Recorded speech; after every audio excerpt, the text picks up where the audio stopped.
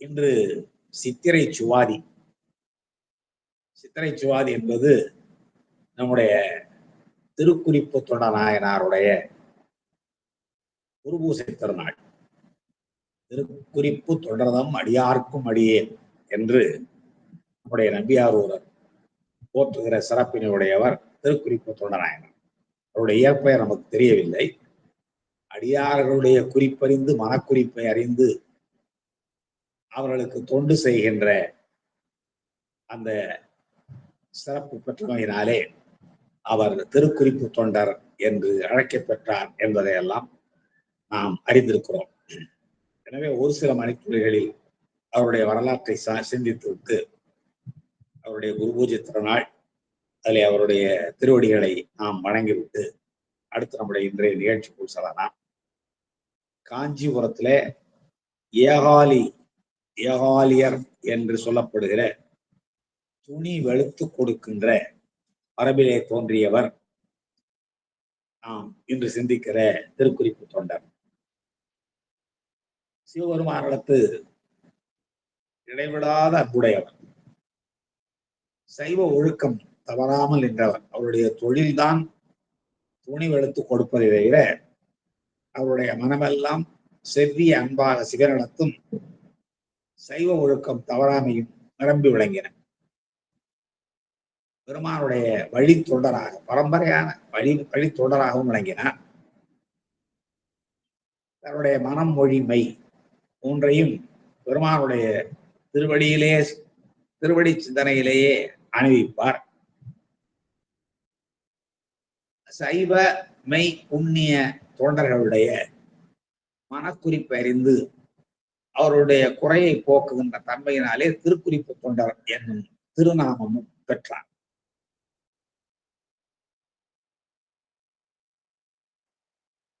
யாருக்கெல்லாம் அவர் துணி வலுத்து கொடுத்தார் என்றால், யாரெல்லாம் சிவபெருமானுடைய திருநாமத்தை கேட்ட உடனேயே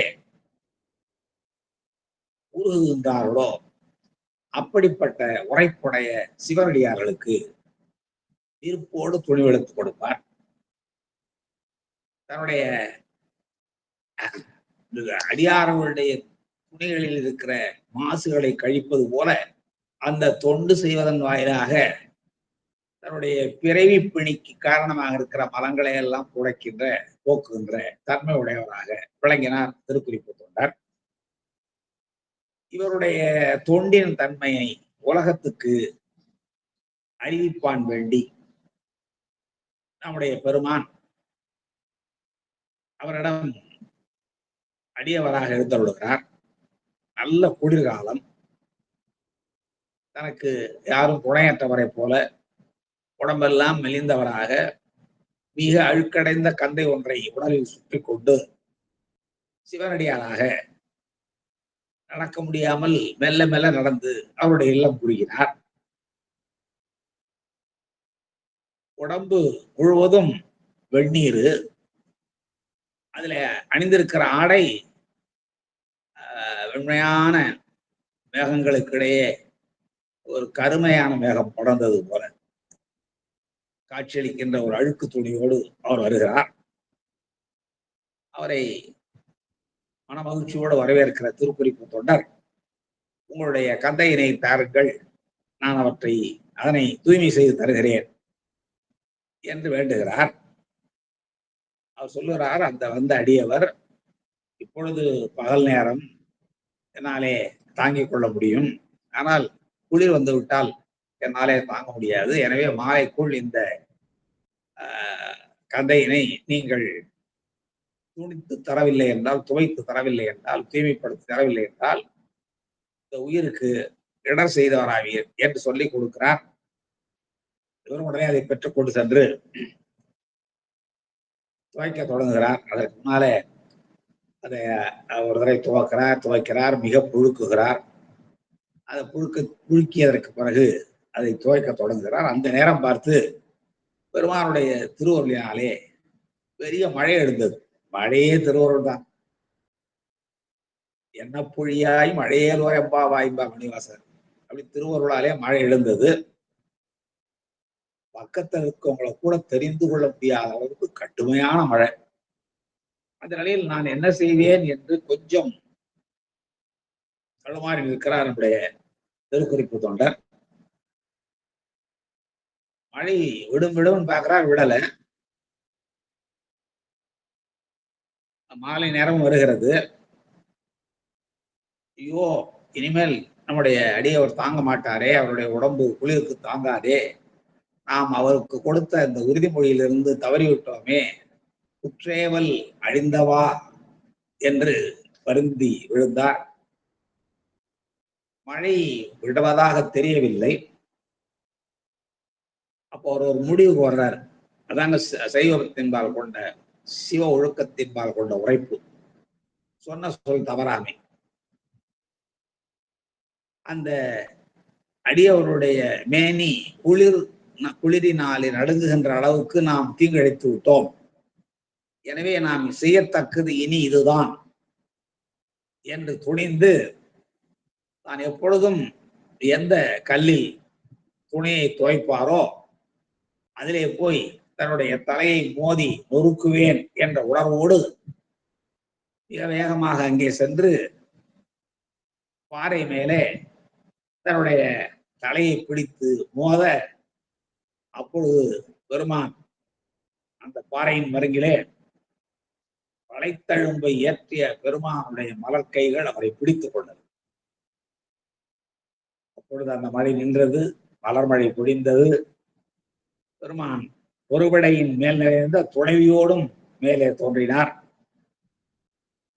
தொண்டராகிய திருக்குறிப்பு தொடரும் அன்பு உருக கைதொழுது நின்றார். அப்பொழுது அந்த இடபாருடராக வந்த பெருமான் இவரை பார்த்து, மூவுலகும் நின்னிலைமை அறிவித்தோம், கீழ் மேல் நடு என்று சொல்லப்படுகிற எல்லா இடங்களிலும் உன்னுடைய தன்மை என்பால் கொண்ட செவி அன்பின் தன்மையையும் சொன்ன சொல் தவறாமையும் குறிப்பறிந்து செய்கின்ற தொண்டின் ஆற்றலையும் மூலையிலும் அறிவித்தோம். நீயும் இனி நீடிய நம் மண்ணுலகை பிரியாது வைகுவாய், நேராக சிவலோகம் வந்து விடு, அதான் சாலோக முக்தி வந்து விடு என்ற அருளி அந்நிலையே எழுந்தருளி அணி ஏகாம்பரம் அடைந்தார் என்று திருக்குறிப்பு தொண்டநாயனாருடைய வரலாறு ஒரு 18 பாடல்கள் வழியாக நம்முடைய தெய்வ சேக்கலாக குறிப்பிடப்பட்டிருப்பதை நாம் நன்றாக படித்தறிந்திருக்கிறோம் என்று சொல்லி, அந்த திருக்குறிப்பு தொண்டர்தம் அடியார்க்கும் அடியார் ஆக நாம் விளங்கி அவருடைய திருவடிகளை வணங்குவோமாக என்று இந்த உரையை நிறைவு செய்து கொண்டு அடுத்து இன்றைய திருத்தொடர்பான சிந்தனைக்குள் செல்வோம். நேற்று நாம் என்ன பகுதியை பார்த்தோம் என்றால், நம்முடைய திருநாவுக்கரச பெருமான் அவன் என்ன செய்யறான், அந்த பல்லவன் பல நிறைகள் செய்தான் அல்லவா, 4 வகையான இடுக்கண்களை செய்தான் அல்லவா. அவன் அப்பதான் உணர்றான், விடறியா சமணர் மொழி மெய்யென்று பொய்யென்று மெய்யுணர்ந்த காடவன். அவர்கள் சொன்னதெல்லாம் பொய், சமணர்கள் சொன்னதெல்லாம் பொய் என்று நாயனார் பால் செய்த தன்னுடைய தீமைகளை எல்லாம் மனம் கொண்டு, ஐயோ இப்படிப்பட்ட பாவம் செய்து விட்டோமே என்ற தயனை உணர்ந்து, இதற்கு பரிகாரமாக பிராயச்சித்தமாக என்ன செய்யலாம் என்று கருதி அந்த திருவதிகை பாடலி உத்தரத்திலே இருந்த பாலிகளையும் பள்ளிகளையும் பாழிகளையும் நேற்று நாம் பார்த்ததெல்லாம் இடித்து கொணர்ந்து அந்த கல்லினாலே திருவதியிலே புனபரைச்சரம் என்னும் ஒரு சிவாலயத்தை எடுத்தான் என்று பார்த்தோம் நேற்று. அவ்வாறு அவன் பல்லவ மன்னன் சிவாலயம் எடுத்துக் கொண்டிருக்கிறான். அவன் சமணம் சார்ந்திலிருந்து மாறி திருத்தாள் அடைந்தான், சிவபெருமானுடைய திருவடிகளை வந்து சேர்ந்தான் என்பதையும் நேற்று நாம் பார்த்தோம். அதாவது புல்லறிவில் சமணர்க்கா பொல்லாங்கு பொறிந்தொழுகும் பல்லவனும் தன்னுடைய பழவினை பாசம் பறிந்ததனாலே அல்லல் ஒழிந்து அங்கு எய்தி ஆண்ட அரசினை பணிந்து வல்ல மன்னர் தமிழ் நீத்து மழவடையாளாகிய நம்முடைய பெருமானுடைய தாழடைந்தார் என்றால் சைவ சமயம் சார்ந்தான் என்பதை நேற்று நாம் பார்த்தோம். அவன் அவ்வாறு சிவத்தோடு செய்து கொண்டிருக்க இவர் என்ன செய்கிறார், நம்முடைய நாவுக்கரசு பெருமான் 147 7வது பாடல். அவன் இவருடைய திருவடிகளில் விழுந்து வணங்கி சைவம் சார்ந்து சமணர்கள் சொன்னதெல்லாம் பொய் என்று உணர்ந்து எது மெய்யோ அதை உணர்ந்ததற்கு பிறகு சமணர்களுடைய பாழிகளையும் பள்ளிகளையும் வெடித்து கூட உணர்ந்து அதனாலே திருவதியிலே உணவரைச்சரம் என்ற ஒரு சிவாலயத்தை கட்டி கொண்டிருக்கிறான். இது பல்லவருடைய பணி. அப்பொழுது நம்முடைய நாவுக்கரசு பெருமான் என்ன செய்கிறார்? இந்நாளில் 147வது பாட்டு. இந்நாளில் திருப்பணிகள் செய்கின்ற இந்தமிழ்க்கு மன்னான வாகீச திருமுனியும் மதி சடை மேல் பன்னாகம் அணிந்தவர்தம் பதிபலவும் சென்றிறைஞ்சி சொல் நாம தமிழ் புனைந்து தொண்டு செய்வான் தொடர்ந்து எழுவார். இவர் என்ன செய்யறார்? தொண்டு செய்யற. இவருடைய பணி உழவார பணி. எங்கடன் பணி செய்து கிடப்பதே. பின்னாடி பாடுவார். தங்கடன் அடியேனையும் தாங்குதல் எங்கடன் பணி செய்து கிடப்பதே. அவருடைய குறிக்கோளா தான் பணி செய்வதுதான். சரியை வழியாக ஞானத்தை எட்டியவர், சரியை வழியாக ஞானம் எய்த முடியும் என்பதை காட்டியவர். ஆக நம்முடைய உபசாரமாக இவர் சரியை தொண்டு செய்தவர், ஞானசம்பந்த பெருமான் கிரியை தொண்டு செய்தவர், சுந்தரமூர் சுவாமிகள் யோக நிலையில் நின்றவர், மார்க்கர் சன்மார்க்க நெறியில் நின்றவர் மணிவாசா பெருமான் என்று நாம் சொன்னாலும் கூட உண்மையிலேயே சரியை நெறியில் நின்று இவர் 3 நிலைகளையும் கடந்து ஞானம் பெற்றவர். அதை போலவேதான் கிரியை என்ற நிலையில் இருந்த ஞானசம்பந்த பெருமானும் ஞானம் பெற்றவர். ஞானத்தின் திருவுருவை நான்மறையின் தனித்துணையை என்று பின்னாடி ஞானசம்பந்த பெருமானை பார்க்கின்ற கண்ணால் கண்டு மகிழ்கின்ற மங்கையரக்கரசியாரும் குலச்சரை நாயனாரும் ஞானத்தின் திருவுருவாக பார்க்கிறார்கள். அவர் கிரியை தொண்டு மட்டும் செய்தவர் இல்லை, அது வழியே ஞானம் பெற்றவர். அதுபோல யோக நிலையிலிருந்து ஞானம் பெற்றவர் சுந்தரமூர் சுவாமிகள். ஒரு பிறவிலே எல்லா பாதங்களை எல்லாம் முடித்து ஞான நிலையிலே வந்தவர். ஞானத்தில் ஞானம் என்ற 16வது நிலையில் நின்றவர் நம்முடைய மணிவாசக பெருமான். எனவே இந்த நாவுக்கரசு பெருமான் இந்நாளில் குணவரைச்சரம் கட்டி கொண்டிருக்கிற சிவபெருமானுக்கு அவன் திருக்கோயில் எழுப்பித்துக் கொண்டிருக்கிற இந்நாளில் திருப்பணிகள் செய்கின்ற, திருப்பணி செய்கிறார். திருப்பணி சொன்னா போதாதா? செய்தது உழவாரம் தானே. திருப்பணி செய்கின்றேன் போனாதான் திருப்பணிகள் செய்கின்ற என்று பன்மையால் சொன்னார். பன்மை வாசம் இருக்கு பார்த்தீங்களா? திருப்பணிகள் செய்கின்ற இந்தமிழுக்கு மன்னான வாகீசர், அது அங்கே அவருடைய திருப்பெயரை சொல்கிறார். தமிழிலும் வடமொழியிலும் சேர்த்து சொல்லுகிறார். இப்படி உடவரைச்சரம் கட்டிக்கொண்டு மகேந்திரவரம் வல்லவன் செய்து கொண்டிருக்கிற அந்த நாளில் திருப்பணிகள் செய்கின்ற, திருப்பணிகள் என்று பன்மையிலே சொன்னதுனாலே மனம் மொழி மெய் 3ம் தோடு செய்கிறதுன்னு அர்த்தம். மனம் பெருமானுடைய திருவடியே, நாயகன் சேவடி தைவரு சிந்தையும், அது மனம். வாய் உழவாரம், வாய் தேவாரம் பாடும், கை உழவாரம் செய்யும். அப்ப மனம் மொழி மெய் 3ம் பெருமானுடைய திருப்பணியிலே ஈடுபட்டிருக்கிறது. அதனாலேதான் திருப்பணிகள் செய்கின்ற பன்மையில சொன்னார். திருப்பணி செய்கிறேன்னு ஒருமையில சொன்னா பத்தாதா? திருப்பணிகள் செய்கின்ற இந்தமிழுக்கு ஈசர், இந்தமிழுக்கு மன்னான வாகீசர் என்று சொல்ல வேண்டிய அவசியம் என்ன வந்தது என்றால், அவர் செய்த திருப்பணிகள் என்பது மனத்தாலும் மொழியாலும் மெய்யாலும். மெய் உழவாரம் செய்யும் அந்த கருவியை வைத்துக் கொண்டு வீதிகளை தூய்மை செய்யும், திருக்கோயில் உள்ளே தூய்மை செய்யும். எனவே அது மெய்ப்பணி. மனம் எப்பொழுதும் பெருமானுடைய திருவடி சிந்தனை. அதான் முதலே சொன்னது மாதிரி அந்த பூந்தலர் வீதி உள்ளே என்ற தெய்வ சேக்கலார் சொல்லுகிற பொழுது மிக அருமையாக பாடி காட்டினார் இல்லையா? தூய வெந்நீர் துதைந்த பொன்மேனியும், துதைந்த பொன்மேனியில் தாழ்விடம். அப்போ அவருடைய தோற்றத்தை காட்டுறப்போ அதெல்லாம் சொன்னவர். அவருடைய மனம் என்ன செய்யறது? அந்த கரணம், அகக்கரணம், புறக்கரணம் எல்லாவற்றையும் பாடி காட்டுகிறார் நம்முடைய சேர்க்கிறார். அது அகக்கரணம் சிந்தை. நாயகன் சேவடி தைவரு சிந்தை. அது மனத்தாலே செய்கிற தொண்டு, உடம்பாலே செய்கிற தொண்டு, மொழியாலே செய்கிற தொண்டு. ஆங்காங்கே பாட்டை பாடுது, தேவார பாட்டை பாடுது. அது திருவருத்தமா இருக்கலாம், திருநேரிசையாக இருக்கலாம், குறுந்தொகையாக இருக்கலாம், தாண்டகமாக இருக்கலாம். எதையாவது வாய் பாடிக்கொண்டிருக்கும், பெருமானை புகழை பாடிக்கொண்டே இருக்கும். ஏனென்றால் போற்றுவதும் பரவுவதும் பணிவதும் எழுவதும் அவருடைய வழிபாட்டின் பல வகைகள் என்பதை பின்னாலே நாம் பார்க்க இருக்கிறோம். இந்நாளில் திருப்பணிகள் செய்கின்ற இந்தமிழுக்கு மண்ணான இன்தமிழ், எத்தனையோ அடைமொழி இருக்கிறது தமிழுக்கு. இவரை இந்தமிழ் மன்னன் என்கிறார். மண் என்றால் அரசர், இந்தமிழுக்கு மண் என்றால் தமிழுக்கு அரசர், அதான் நாவுக்கு அரசர், வாகீசர். இந்தமிழ் என்று ஏன் சொல்ல வேண்டும் என்றால், இனிமையை தருவது தமிழ். என்ன இனிமையை தருகிறது? கேட்பாருக்கு செவி இன்பம் தருகிறது, படிப்பாருக்கு மனம் இன்பம் தருகிறது மட்டுமா என்றால் இல்லை இல்லை. அதற்கு மேலே வீட்டின்பம் பெறுவதற்கு வழிகாட்டுகிற தமிழ். தமிழ் பக்தியின் மொழி சொல்றோம். வீட்டின்பம் பெறுவதற்கு வழிகாட்டுவதனாலே அத இன்தமிழ் என்றார். அந்த வீட்டின்பம் பெறுவதற்குரிய தமிழை இவர் பாடினார்.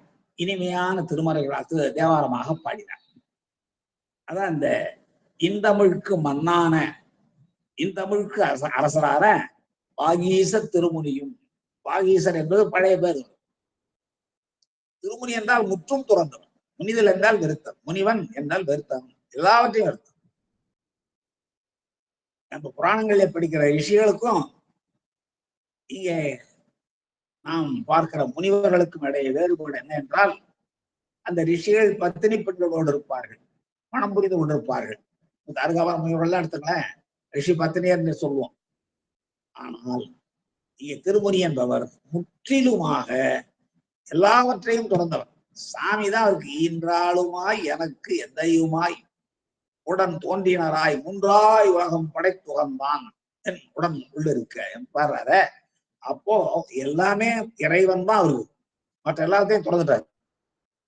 போனார் மறந்து போனார், மாதினியார் மறந்து போனார், திரௌபதியார் மறந்து போனார், எல்லாரையும் தொடர்ந்து போனார். எல்லாரும் நீயாதான் இருக்கிற.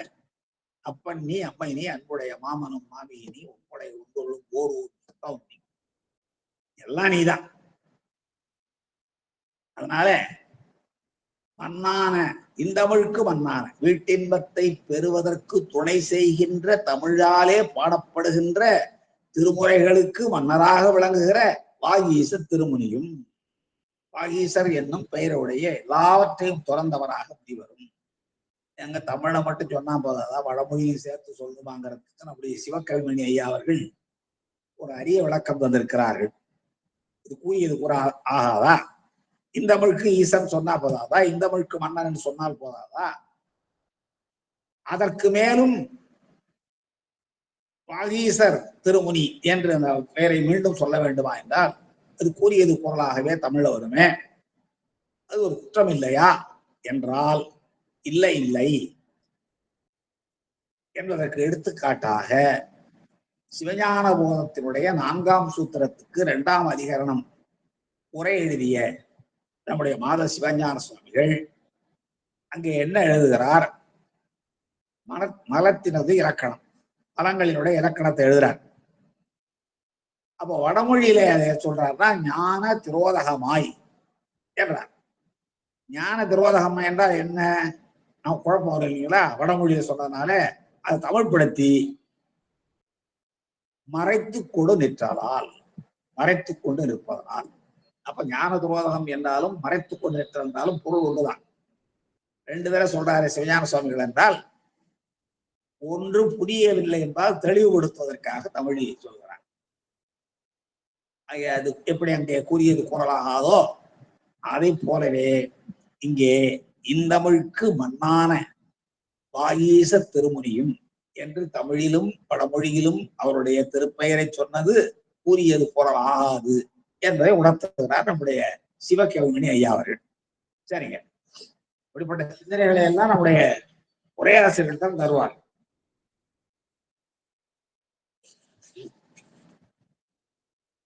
பெரும்பாலும் நாமே படித்து புரிந்து கொள்ளலாம், ஒன்றும் பெரிய கடினமான செயல் இல்லை. சில இடங்களில் நாம் உரையாசிரியருடைய துணைய நாடும். ஏனென்றால் கல்லும் முள்ளும் நிறைந்த பாதையில் நடப்பதற்கு ஒரு நல்ல வழி நடத்து வழி போட்டு தருவது போல உரையாசிரியர்கள் இல்லை என்றால் அதை புரிந்து கொள்ள முடியாது. வெறும் 12 நூற்பாக்கள், எவ்வளவு பெரிய சிற்றுரை, பேருரை, இன்னும் வந்து விளக்கங்கள் வந்து கொண்டே இருக்கிறது என்றால், அப்ப அந்த உரையாசிரியர்கள் இல்லை என்றால் நாம் முழுமையாக மெய்கண்டாரை உணர முடியாது. அதை போலத்தான் உரையாசிரியருடைய செயல். தொல்காப்பியம் அப்படித்தான். தொல்காப்பியம் ஒரு சிறு நூலாகத்தான் காட்சி அளிக்கும் 1400 நூற்பாக்கள்ல. அது தனித்தனியாக பிரித்து சொல் பொருள் எழுத்து சொல் பொருள் என்ற 3 அதிகாரங்களாக்கி, அந்த 3 அதிகாரங்களிலும் ஒவ்வொரு அதிகாரத்துக்கும் 9 இயல்கள் வீதம், அவ்வளவுக்கும் ஒரே எழுதுனான். உரையாசிரியர்னா இளம்போரலர், அவருக்கு பேர் உரையாசிரியர் தான், பேர் சொல்ல மாட்டாங்க, பின்னாடி வர்றவங்க. அவ்வளவு மரியாதை. எப்படி மகாவித்வான் மீனாட்சி சுந்தரம்பிள்ளைன்னு பேரை சொல்ல மாட்டாரோ நம்முடைய கிவாஜா இவரு உவேசா தன்னுடைய ஆசிரியர் பெயரை சொல்லவே மாட்டார். வரலாறு முழுவதும் பார்த்தீங்கன்னா தெரியும். மகாவித்வான் மீனாட்சி சுந்தரம்பிள்ளைய வரலாறு உவேசா அவர்கள் 2 பாகமாக எழுதியிருக்கிறாங்க. 2 பெரிய நூல். தன்னுடைய வாழ்நாள் முழுவதும் மீனாட்சி சுந்தரம்பிள்ளைய சொல்ல மாட்டார். பிள்ளையவர்கள், மகாவித்வான் அவர்கள், என்னுடைய ஆசிரியர்கள் என்றுதான் குறிப்பிடுவார். பேர் சொல்ற தப்பு இல்லைங்க. அழைப்பதற்கான பெயர், சொல்வதற்கான பெயர் ஏன் சொல்லக்கூடாதா என்றால் அப்படி ஒரு பக்தி அந்த காலத்தில் இருந்து, அப்படி ஒரு காலம். பின்னாடி வந்த காலத்துல என்னன்னா ஆசிரியருக்கு மாணவர்கள் பெயர் வைப்பார். அவர் தன்னுடைய ஆசிரியர் பெயரையே சொல்லாத காலம் ஒரு காலம். ஆசிரியர்களுக்கு மாணவர்கள் பெயர் வைக்கிற ஒரு காலம் அது இந்த காலம். அப்படி மன்னான வாகீச திருமுனியும் திருமுனிவராகிய நாவுக்கரச பெருமானும் மதி ஜடை மேல் பன்னாகம் அணிந்தவர்தம் பதிபலவும் சென்றிறைஞ்சி, மதி அணிந்திருக்கிற சடை மேல, மதிச்சடை மேல் பிரச்சந்திரனை சூடியிருக்கிற சடை மேல பன்னாகம் அணிந்தவர். பன்னகம் என்றால் பாம்புன்னு அர்த்தம். எதுகை நோக்கி பன்னகம் பன்னாகம் ஆயிற்று.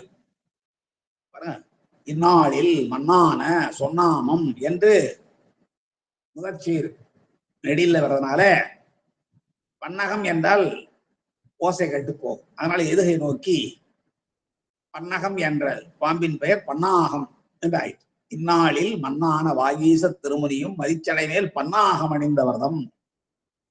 பன்னகம் என்ற பாம்பை, பன்னகம்னா பாம்புன்னு அர்த்தம், இன்னும் பல் நாகம் என்று பிரித்து பன்னாகம் என்றே கூட சொல்லலாம். அப்படியே கூட பொருள் சொல்லலாம்.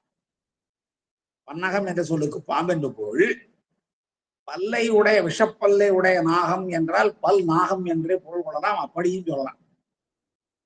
அப்படிப்பட்ட பாம்பை அணிந்தவராகிய சிவபெருமான் எழுந்துவழிக்கிற பதிபலவும் சென்றிறைஞ்சி, பாருங்க, மனம் மொழி மெய்களாலே திருத்தொண்டு செய்து கொண்டிருக்கிற நம்முடைய அப்பர் சுவாமிகள் மதி சடை மேல் பன்னாகம் அணிந்தவர்தம் பதி, மதி அணிந்திருக்கிற சடாமுடி மேலே பாம்பையும் அணிந்து எழுந்தருளி இருக்கிற சிவபெருமான் எழுந்தருள்வாய்க்கின்ற பதிகள் பலவற்றையும் சென்று இறைஞ்சி வணங்கி அங்கெல்லாம் சொல்லாம தமிழ் புனைந்து அவருடைய பெயரை சொல்லி துதிக்கின்ற தமிழ், அதான் சொல்லாம தமிழ், நாமச்சொல் தமிழ் என்று மாற்றிக்கொள்ளுங்கள். நாமம்னா பெருமானுடைய பெயர், அதை சொல்லுகின்ற தமிழ் திருமுறைகள். அப்படி சொல்லாம தமிழ் புனைந்து தொண்டு செய்வான் தொடர்ந்து எழுவார். தொண்டு செய்வதற்காக, வான் என்பது நீங்க பண்ண தொண்டு செய்வான் என்றால் செய் இவ் ஆண் என்று பிரிச்சீங்கன்னா, பொதுவா செய்வான் என்ற சொல்ல பிரிச்சா செய்வான் என்ற வினைச்சொல்லை பிரிச்சா, செய்வான் என்ற சொல் என்ன? வடற்கை ஆண்பால் ஒருமை இறைமுற்று. செய்வான் என்றால் படற்கை எவனும் ஒருத்தன், நான் இல்லை, நான் செய்வேன் நீ என்ன செய்வாய், அவன் என்ன செய்வான், படற்கையில இருக்கவன் செய்வான்.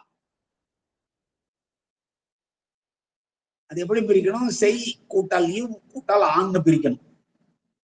செய் என்பது ஏவல், செய் என்பது தொழில், இவ் என்பது எதிர்கால இடைநிலை. அந்த இவ்வ எடுத்துட்டீங்கன்னா அந்த காலம் மாறி போகும். இடைநிலை தான் அந்த காலம் காட்டும்.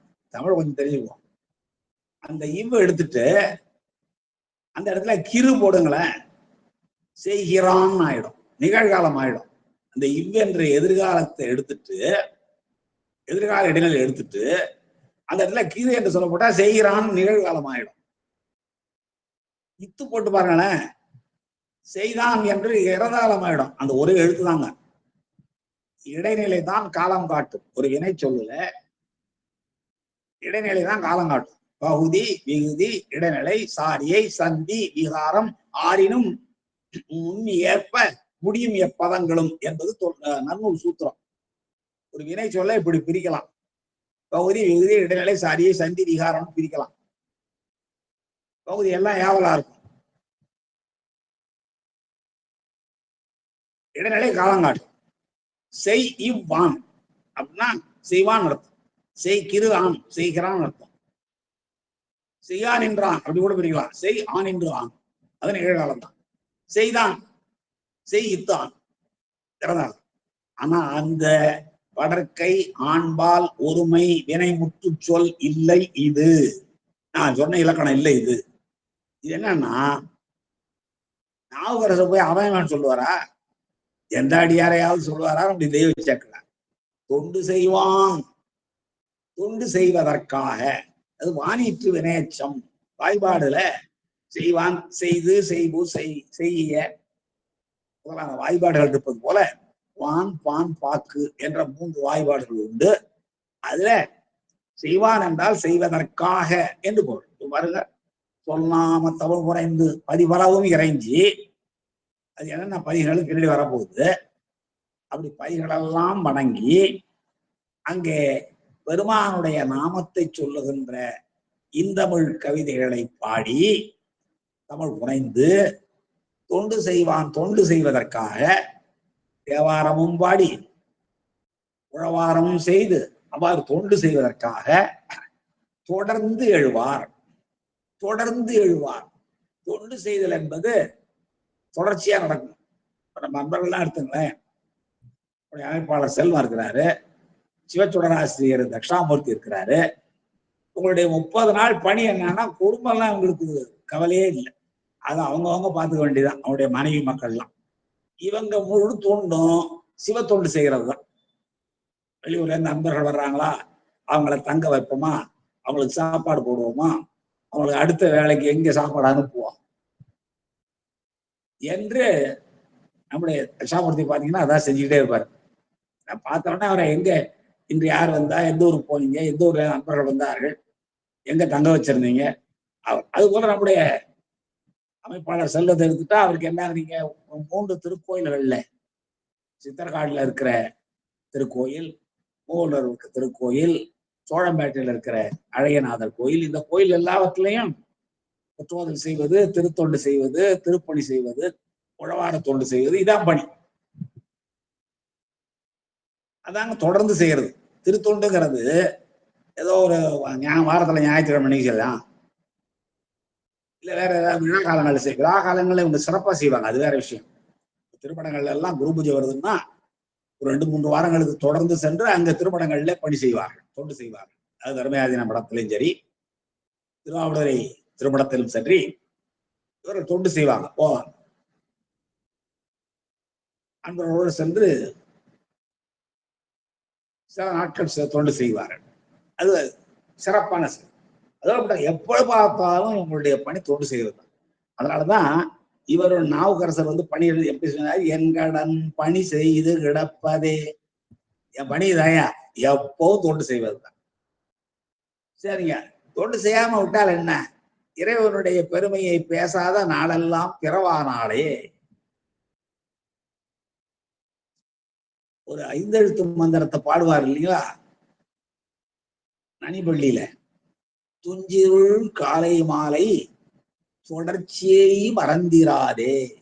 தொடர்ச்சியா எதையும் செய். அது காலையோ மாலையோ 5 எழுத்த தொடர்ச்சியா ஓதிக்கிட்டே இரு. அது மனத்தோட வேலை. கையால திருத்தொண்டை செய்து கொண்டே இரு, பாடிக்கிட்டே இரு. அதான் தொடர்ச்சியை மறந்திராதே, 5 எழுத்து நாளும் ஓதின் என்று சொல்றது போல, பேசாத நாளெல்லாம் பிறவா நாளே, போற்றாதே ஆற்ற நாள் போக்கினேனே, அதெல்லாம் கழிந்த நாட்கள், வீணான போத நாட்கள் என்று கருதுவார்கள் நம்முடைய அடியார்கள். அதான் இங்கே தொண்டு செய்யாத நாட்களை தீய நாட்கள் என்றும், அந்த தீய நாட்கள் போக ஒன்றன் பின் ஒன்றாக நன்மைகளையே தொடருவாறு செய்கின்ற செயல்கள் தான் தொடர்கின்ற செயல்கள் என்றும் தொண்டுகள் என்றும் நம்முடைய சைவ பெருமக்கள் தொண்டு செய்கிறார்கள். அதுதான் நம்முடைய நாவுக்கரசு பெருமானும் செய்கிறார். அது 147வது பாடல்ல மிக அருமையாக சொல்லப்படுகிறது. இந்நாளில் திருப்பணிகள் செய்கின்ற இந்தமிழ்க்கு மன்னான வாகீச பெருந்தன் திருமுனையும் மதிச்சடை மேல் பன்னாகம் அணிந்தவர்தம் பதிபலவும் சென்றிறைஞ்சி. ஏங்க இவர்தான் பெருமானுடைய அருளை நேராக பெற்றவராச்சே. பெருமானுடைய அருளை நேராக பெற்றவர் நமக்கு தெரியும். எப்படி? சூலை மடுத்து ஆழ்வம். நீ பல நாளும் நீ என்னிடம் வேண்டிக் கொள்கிறாய். திரௌபதி அம்மையாருடைய நினைவு சொல்லுகிறார், பெருமானே சொல்லுகிறார். என்ன சொல்றாரு? முன்னமே முனியாகி எமையடே தம்மு என்றான், அந்த அவனை சூலை மடுத்து ஆழ்வம் என்று சொல்லிட்டு சூழலை கொடுத்து அருள் செய்து ஆட்கொள்கிறார். எனவே பெருமானுடைய அருளை நேராக பெற்றார் என்று நமக்கு நன்றாக தெரிகிறது. இப்படி பெருமானுடைய அருளை நேராக பெற்றார்.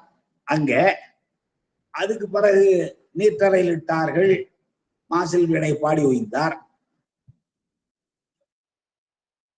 நஞ்சு ஊட்டினார்கள், நஞ்சு அமுதாம் நாதன் அடியாருக்கு என்று ஓய்ந்தார், யானை விட்டு இடறினார்கள், அஞ்சுவது யாதொன்றும் இல்லை அஞ்ச வருவதும் இல்லை என்று உய்ந்தார், கல்லில் கட்டி கடலில் வீசினார்கள், மற்றோடையாவது நமச்சிவாயிலே என்று பெருமானுடைய திருநாமத்தை பாடி பாடி உய்ந்தார்.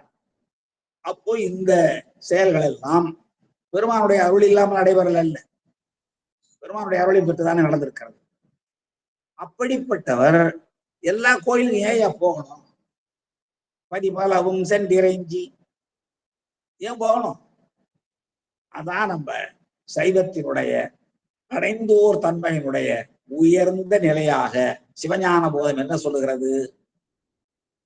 செம்மலர் நோந்தாள் சேரல் ஒட்டா அம்மலங்கழி அன்பருடுமறி மாலற நேயம் மலிந்தவர் வேடமும், மால் அற நேயம் மலிந்தவர் வேடமும் ஆலயம் தானும் அரண் என தொழும். சிவாலயங்கள் எல்லாம் சிவனாகவே வழிபாடு செய்ய வேண்டும். அப்போ அந்த தொண்டை செய்கிறார், தொடர்ந்து செய்கிறார் என்று சென்றிறைஞ்சி சொல்லாம தவம் புனைந்து தொண்டு செய்வான். தொடர்ந்து எழுவார், செய்வதற்காக தொடர்ந்து எழுந்தார் நம்முடைய சரியை வழியாக ஞானம் எய்தியவர். அதான் மிக இன்றியமையாது. இவர் செய்கிற தொண்டு சரியை தொண்டுதான். ஆனால் வெறும் சரியை மட்டுமே அவருக்கு சரியை என்ன கொடுக்கும்? சாலோகம் தான் கொடுக்கும். சரியை கிரியை யோகம் ஞானம் என்ற நான்கும், இந்த 4 பாதங்களும் என்ன முத்தியை தரும்? சரியை தொண்டு செய்தால் சாலோகம், அடுத்தது கிரியை தொண்டு செய்தால் சாமீபம், யோகம் நிலையில் இருந்தால் சாரூபம், சாவிச்ச பிறகுனா ஞான நிலைக்கு போகும். அப்ப இவங்க வெறும் சரியை மட்டும் செய்யல, சரியை வழியாக ஞானம் எய்தியார், கிரியை வழியாக ஞான சம்பந்தர் ஞானம் எய்தினார். அதான் நான் முதல்ல சொன்ன ஞானத்தின் திருவுருவாகத்தான் பார்க்கிறார்கள் ஞான சம்பந்த பெருமானை. ஆண்மறையின் தனித்துணையை ஆனத்தின் எழுபிறப்பை கண்களிப்ப கண்டார்கள் சொல்வார். தேனக்க வளர்கொண்டை செழுந்தடையார் அருள் போற்றும் தானத்தின் எழுபிறம், வானத்தின் விசையன்றி மண்ணில் வளர் மதி கொழுந்து என்றெல்லாம் ஞானசம்பந்த பெருமான அப்படியே இங்க எப்படி தூய வெந்நீர் துதைந்த பொன்மேனியின் தாழ்வடமும் என்று பாடி காட்டினாரோ அதை போலவே ஞானசம்பந்த பெருமானுடைய தோற்றத்தை, ஞானத்தின் திருவுருவை, ஆண்மறையின் தனித்துணையை, வானத்தின் விசையன்றி மண்ணில் வளர் மதி கொழுந்து என்று அங்கே மதுரையிலே ஞானசம்பந்த பெருமான் திருஞான சம்பந்தர் வடத்தில் இருந்த பொழுது அவரை காணச் சென்ற குலச்சரையாரும் மங்கையரசியாரும் கண்டு கழித்த நிகழ்ச்சியினை தெய்வ சேக்கரார் நமக்கு பாடி காட்டுகிறார். சரிங்க, அடுத்த பாட்டு போயிடும். இவ்வாறாக தொண்டு செய்வதற்காக தொடர்ந்து எழுந்தார் நம்முடைய, அதாவது நமக்கு உணர்த்துறார் சரியை வழி ஞானம் எய்தலாம், சரியை தொண்டு செய்து கொண்டே கிரியை செய்யலாம், கிரியை வழியாக யோகம், யோகத்தின் வழியாக ஞானம் பெறுவது படிநிலையில் நாம் பெற முடியும். சைவமே படிநிலையில் தான் உயர்நிலையை எய்த முடியும் என்பதை காட்டுது. படி பெருகு சோபானம் ஏறி என்று கடப்ப நாயனார் புராணத்துல வரும். மலை மேல ஏறி போகிற பொழுது மலை ஏற ஏற அவருடைய உடம்பில் இருந்து ஏதோ பாரம் குறைந்தது போல உணர்ந்தார். சேக்கடார் பாடுவார், வேற எந்த பாரம் குறையல, தத்துவ கூட்டங்கள் எல்லாம் தன்னை விட்டு கலன்றவன், 6 தத்துவங்களும் போகுது. அதுக்கு பிறகுதான் பெருமானுடைய திருவடியில் போய் சேர முடியும். தத்துவ கூட்டங்கள் எல்லாம் தன்னை விட்டு நீங்கிறேன். ஆனா ஏற ஏற ஏதோ ஒரு பாரம் குறைந்தது போல உணர்ந்தார் என்று அவரை உதாரணமா காட்டி தெய்வ சேக்கடா நான் உணர்த்துவார். சரிங்க, இவ்வாறாக இவர் சொல்லாம தமிழ் புனைந்து எங்கெல்லாம் பாடினார், என்னென்ன கோயிலுக்கு போறாரோ அங்கெல்லாம் சொல்லாம தமிழ் புனைந்து தொண்டு செய்வதற்காக தொடர்ந்து எழுந்தார். எல்லா திருக்கோயில்களிலும் பாடியிருக்கிறார். நம்முடைய தேவை எவ்வளவோ அவ்வளவுதான் இப்ப சாமி வச்சிருக்கிறார். இதெல்லாம் போயிட்டு 700 இரும்பதிகம் பாடியவர் நம்முடைய திருநாவுக்கரசர். ஒரு பதிகம்னா 10 பாட்டு, 700னா எவ்வளவு? 700 7ஆல பெருக்குங்க, 6900. ஒவ்வொரு பதிகத்துக்கும் 10 பாட்டு, 6900 பதிகத்துக்கு எவ்வளவு பாட்டு? 49,000 பாடல்களை பாடி இருக்கிறார். கிடைத்திருக்கிறது 312 பதிகங்கள். இது போதும் என்று சாமி நினைச்சிட்டார். இதையாவது நம்மால் ஒழுங்கா படிக்க முடியுதா? முடியலையே. இது முழுமையாக நம்மாலே அறிய முடியல, உணர முடியல, பின்பற்ற முடியல. எனவே நம்முடைய பெருமான் அருள் நமக்கு எவ்வளவு செய்கிறாரோ அந்த அளவுக்கு நாம் அதை உணர்வோம் என்று சொல்லி அடுத்த பாடலுக்கு போகிறோம். திருவதிகை பதிமருங்கு தொண்டு செய்ய தொடர்ந்து எழுவார். சென்ற பாட்டுல தொண்டு செய்வதற்காக தொடர்ந்து எழுகின்றார் அப்பர் சுவாமிகள். முதல்ல திருவதிகையில தான் இப்ப இருக்கிறாரு. ஏன்னா அவன் கோயில் கட்டிக்கிட்டு இருக்கான். இந்நாளில் திருப்பணிகள் செய்கின்ற இந்த தமிழுக்கு மண்ணான வாகீசர் திருமுனியும் என்று போன பாட்டை முடிச்சார். அப்போ திருவதிகை பதில இருந்தா அவருடைய தொண்டு தொடங்குது. திருவதிகை பதிமருங்கு, திருவதிகைக்கும் பக்கத்துல திருவெண்ணை நல்லூரும். திருவெண்ணை நல்லூர் நமக்கு தெரியும், சுந்தரமு சுவாமிகள் திருவெண்ணை நல்லூர் அருள்துறை கோயில்ல தான் சுவாமி அருள் செய்தார். பரைசூடி பெருமானே பாடினார். அருள்துறையின் கோயிலுக்கு பேர், ஊருக்கு பேர் திருவெண்ணை நல்லூர். அது திருவெண்ணை நல்லூர் எவ்வளவு சிறப்புடையது பார்க்கலாம். அருள் திரு ஆமாத்தூர் திருவெண்ணை நல்லூர் போனார். அங்கே பாடி இருக்கிறார், நமக்கு கிடைக்கல. அருள் திரு ஆமாத்தூர் எல்லா உயிர்களுக்கும் அருள் செய்கின்ற ஆமாத்தூர். ஆனாலே பசுதானே.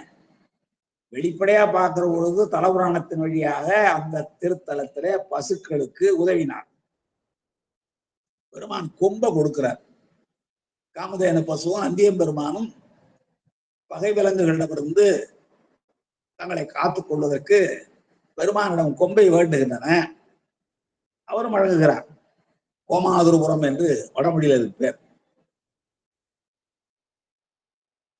பொதுவா பசுன்னா யாருங்க? அந்த பசுக்களுக்கு மட்டும் இல்லை, நாமெல்லாம் பசுதானே. பந்தப்படுவது, பந்திக்கப்படுவது பசு, கட்டப்படுவது பதி, பசு, பாசம். பதி மேலானது, பசு கட்டப்படுவது எதனாலே? பாசங்களாலே கட்டப்படுது. அங்கே ஆமாத்தூர்ல பசுக்களுக்கு தாயாக இருந்து இறைவன் அருள் செய்கின்றார். பொதுவாக பசுனா உயிர் வர்க்கம் தெரியும் உங்களுக்கு. அதனாலதான் அந்த ஊருக்கு கோமாதுருபுரம் என்ற வடமொழி பெயர் உண்டு. அங்கே தசரதன் வழிபாடு செய்திருக்கிறார். அந்த செய்தி நாவுக்கரசருடைய பதிகத்துல இடம்பெற்றிருக்கிறது. எத்தனை ஊர்ல ராமன் வழிபாடு செய்திருக்கிறார்.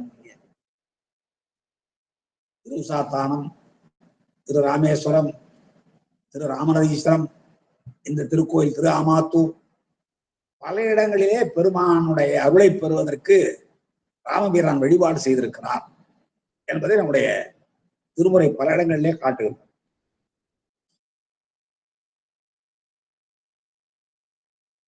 அப்படிப்பட்ட சிறந்த தலம். அந்த தலத்தை பற்றி பின்னாடி பார்ப்போம்.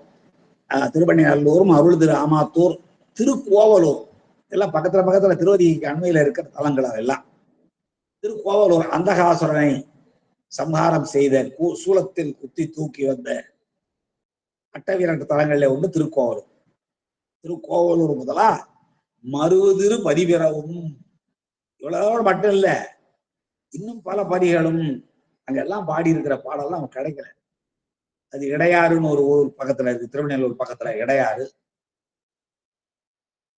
திரு நெல்வெண்ணெய் ஒரு ஊர் இருக்குது, திரு நெல்வெண்ணெய். நெல்வாயில் அறத்துறைக்கு பக்க கொஞ்ச தூரத்துல திரு நெல்வெண்ணெய். அரையணி நல்லூர், இந்த திருக்கோவிலூர்ல இருந்து பார்த்தோம்னா அக்கறையில தெரியும் அரையணி நல்லூர். இப்படி பல தலங்களுக்கும் சென்று வணங்கி அங்க எழுந்தருள் இருக்கிற பெருமானை எல்லாம் வணங்கி வள தமிழ் பாடி, வளமான தமிழ், வீட்டின்பத்தை தருகிற தமிழின் முன்னே சொன்னார். இங்கே தமிழ் நமக்கு வளத்தை செய்கிறது, மனவளத்தை தருகிறது. அப்படிப்பட்ட சிறப்பு தமிழ். தமிழோடு இசை பாடல் அறந்தறியே நாவுக்கரசர். என்ன பெருமானே உட்கார்ந்து ஆராய்ச்சி பண்ணது இல்லையா தமிழ். சங்கத்துல உட்கார்ந்து ஒரு பக்கத்துல திரிபுரம் எரித்த விரிசடை கடவுள், இன்னும் மருத நிலநாகன் முதலான புலவர்களெல்லாம் வீற்றிருக்க தமிழாய்ந்தவர் கண்ணுதல் பெரும் கடவுள் கழகமோடு அமர்ந்து, கழகம்னா முச்சங்கம், அதில் அமர்ந்து பன்முற தெரிந்து ஆய்ந்த இப்பசும் தீந்தமிழ் ஏனை மண்ணெடை இலக்கண வரம்பிலா மொழி போல் எண்ணவும் படுமோ. எத்தனையோ மொழிகள் உலகத்தில் இருக்கின்றன. அதுல சிறப்பு என்னன்னா, இலக்கண வரம்பு இருக்கிற மொழி தான் உயிர் வாழும், மற்றவெல்லாம் செத்துப்போம். சில மொழிகள் வெறும் பேச்சு வழக்கா இருக்கும், எழுத்து வழக்கா இருக்காது. சில மொழிகளுக்கு வெறும் பேச்சு வழக்கு தான். இப்போ இந்த மலைவாழ் மக்கள் பேசுகிற மொழிகள் இருக்குங்களா, அதுக்கு எழுத்தே இல்லை, அது பேச்சு வழக்கு தான். நம்மகிட்டே பல மொழிகள் அப்படி ஆயிடுச்சு.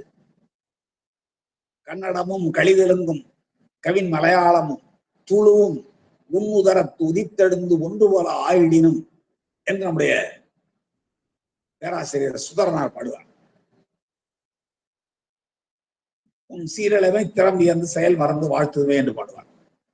இவ்வளவு தோன்றியதற்கு பிறகு இளமையோடு இருக்கிறது தமிழ். அதான் வளத்தமிழ்.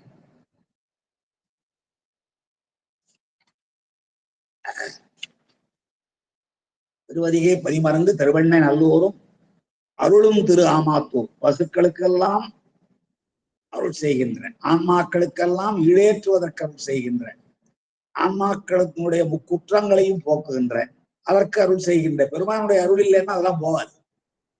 எனவே அருள் திரு ஆமாத்தூர் திருக்கோவலூர் முதலா, அந்த முதலாங்கிறதான் நான் சொன்னேன். திருகிடையாறு, திருநெல்வெண்ணெய், திரு அரையணிநல்லூர் முதலான திருத்தலங்களும் பதிபெறவும் வணங்கி பல தமிழ் பாடி பெருகு விருப்புடன், பெருகு விருப்புடன் பார்க்க அவருக்கு விருப்பமானது அதிகமாகிறது.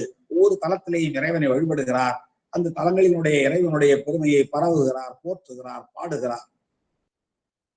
அதனாலே பெரும் விருப்புடன் விடையார் மகிழ் பெண்ணாகடம் அணைந்தார். விடையார் என்ற விடையை வாகனமாக கொண்டிருக்கிற, அறத்தின் வடிவமான விடையை வாகனமாக கொண்டிருக்கிற பெருமான் எழுந்தருளி இருக்கிற பெண்ணாகடம் என்னும் திருத்தலத்தை சென்றடைந்தார். இந்த திருவெண்ணைநல்லூர், திரு ஆமாத்தூர், திருக்கோவலூர், திருப்பெண்ணாகடம் ஆகிய இந்த 4 தலங்களிலேயும் நம்முடைய நாவுக்கரச பெருமான் பாடிய பதிகங்கள்ல திருவெண்ணைநல்லூர்ல பாடிய பதிகம் கிடைக்கல.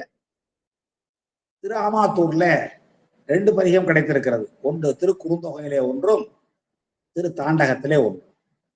அடுத்து திருக்கோவலூர்ல திரு நேரிசை பதிகம் ஒன்றே ஒன்று மட்டும் கிடைத்திருக்கிறது. பெண்ணாகடத்துல திருவிருத்தத்துல 3 பாடல் தான் கிடைச்சிருக்கு. 10 பாடல் இல்ல, ஒரு பதிகம் பாடி இருக்கிறார், 10 பாடல் இருக்கணும். அதுல 3 பாட்டு தான் கிடைச்சது.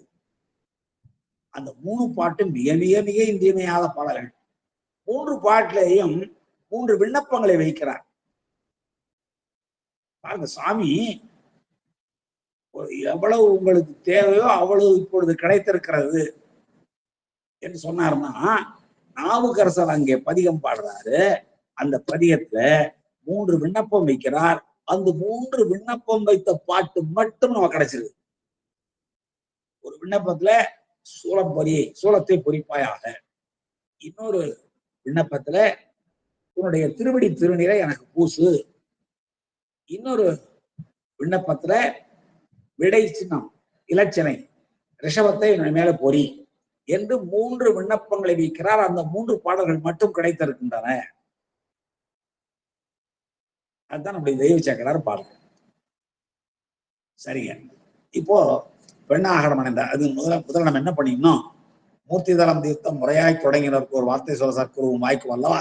அந்த வகையில திருவெண்ணைநல்லூரை பற்றியும், திரு ஆமாத்தூரை பற்றியும், திருக்கோவலூரை பற்றியும், திரு பெண்ணாகடத்தை பற்றியும் ஒரு சிறு குறிப்பை பார்த்து கொண்டு, தலத்தை பற்றிய குறிப்புகளை பார்த்து கொண்டு, அந்த தலத்துக்கு பாடிய பதிகத்துல நேற்று பார்த்தது மாதிரி ஒரு பதிகத்துக்கு ஒரே ஒரு பாடல் தான் முழுமையாக நம்மால பார்க்க முடியாது, பார்ப்பதற்குரிய நேரம் இல்லை. அதனால ஒரு பதிகத்துக்கு ஒரு பாடல் வீதம் பார்த்து விட்டு நம்ம அடுத்த பகுதிக்கு செல்லலாம். இப்பொழுது நாம் பார்க்க வேண்டியது திருவெண்ணைநல்லூரை பற்றிய செய்தி. திருவெண்ணைநல்லூரை பற்றி என்ன செய்தி என்றால், ஒரு குறிப்பு பார்க்கிறோம். இது நடுநாட்டு தலம். நம்முடைய தேவார தலங்களை பிரிக்கிற பொழுது காவிரி வடகரை தலம், தென்கரை தலம், நடுநாட்டு தலம், தொண்டை நாட்டு தலம், ஈழநாட்டு தலம், வடநாட்டு தலம், கொங்கு நாட்டு தலம், தொழுவ நாட்டு தலம், பாண்டி நாட்டு தலம் என்று பாகுபாடு செய்வோம். அதுல இது நடுநாடு. நடுநாடு என்பது நம்முடைய தில்லையிலிருந்து தொடங்கி, தில்லை என்பது வடகரை தான், அதுல இருந்து சொல்லி இன்னைக்கு இருக்கிற விழுப்புரம் மாவட்டம், கடலூர் மாவட்டம், இன்னும் சொல்ல போனால் அண்ணாமலை வரைக்கும் நடுநாடுன்னு பேரு. அந்த நடுநாட்டு தலங்கள் 22 சொல்லுவாங்க. அதுல இந்த பெண்ணாகடம் என்பது 14வது தலம். பெண்ணாகடம் தான் எல்லாருக்கும் தெரியும்.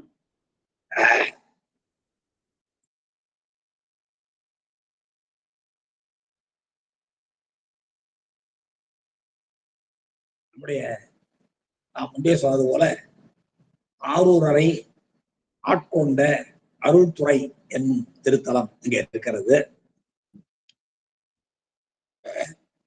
இந்த ஊருக்கு ஏன் திருவெண்ணைநல்லூர் நம்ம படிக்கிறது, நான் தப்பா சொல்றேன், திருவெண்ணைநல்லூர் பற்றி பேசுறோம். திருவெண்ணைநல்லூருக்கு ஏன் இந்த பேர் வந்ததுன்னா, நம்முடைய தலவரலாறுல சொல்லப்படுவது போல அம்மை வெண்ணை நாயர் கோயில் கட்டி சிவலிங்க பிரதிஷ்டை செய்து வழிபாடு செய்ததாக ஒரு குறிப்பை முன்னாடி நாம் பார்த்திருக்கிறோம் அருள்துறை நிகழ்ச்சியை படிக்கிற பொழுது. அதனால வெண்ணைநல்லூர் என்னும் பெயர் அந்த ஊருக்கு வந்தது. ஒரு ஊர்ல கோயிலுக்கு ஒரு பேராகவும் ஊருக்கு ஒரு பேராகவும் இருக்கும். அது நிறைய இருக்கு. அதுல இந்த ஊர்ல திருவெண்ணைநல்லூர் ஊர் பேரு, திரு அருள்துறை என்பது கோயில் பேரு. இந்த ஊருக்கு, இந்த திருவெண்ணைநல்லூர்ல சுந்தரர் பாடிய ஒரே ஒரு பதிகம் மட்டும்தான், இந்த பித்தா பெரை சூடி என்று தொடங்குகிற ஒரு பதிகம் மட்டும்தான் கிடைச்சிருக்கு. வேற யார் பாடிய பதிகமும் கிடைக்கல. அப்புறம் அருணகிரிநாதருடைய திருப்புகழ் இந்த தலத்துக்கு இருக்கிறது.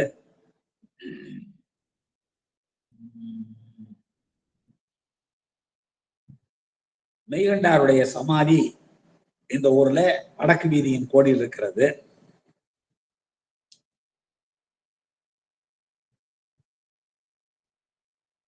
இதான் இந்த தலத்தை பற்றிய குறிப்பு. மற்றபடி திருக்கோயிலை பற்றிய விவரங்கள் நிறைய இருக்கு, அதெல்லாம் நாம் பாடலை படிக்கும்போது பார்த்துக் கொள்ளலாம். சரிங்க. அடுத்தது திருவெண்ணெய்நல்லூருக்கு அடுத்தது திரு ஆமாத்தூர். திரு ஆமாத்தூரை பற்றி சில செய்திகள்.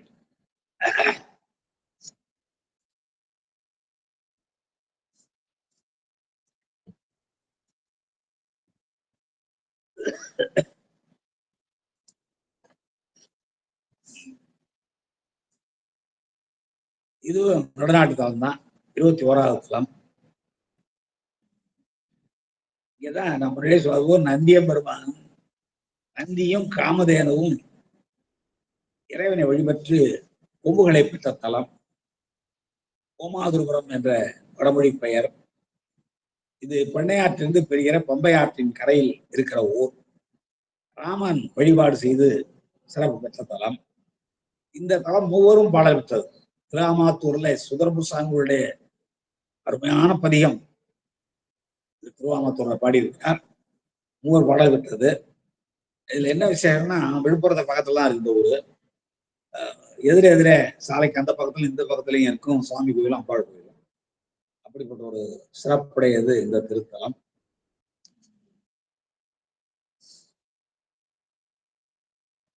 இந்த கோயில்ல உள்ள 100 மண்டபம் ரொம்ப பழமையான மண்டபம் ஒன்று இருக்கிறது.